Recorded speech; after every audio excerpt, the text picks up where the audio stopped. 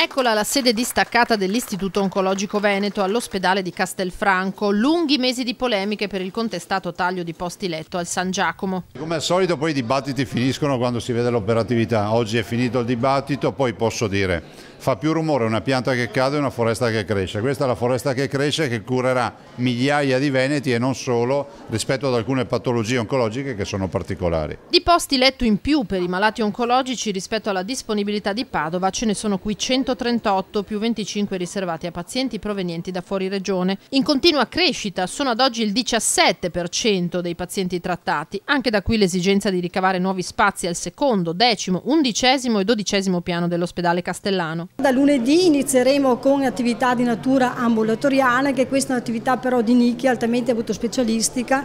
Si tratta di ambulatori afferenti ai tumori ereditari come l'oncogenetica. Abbiamo poi l'oncologia preventiva, per giungere poi l'altro ambulatorio che riguarda i controlli a lungo termine, quindi persone guarite. Da febbraio l'attivazione della prima unità operativa di degenza, chirurgia dell'esofago e delle vie digestive, con 20 letti. Con la sede distaccata si amplia l'offerta assistenziale di Padova, si amplia con l'attivazione di nuove unità operative ad oggi non presenti.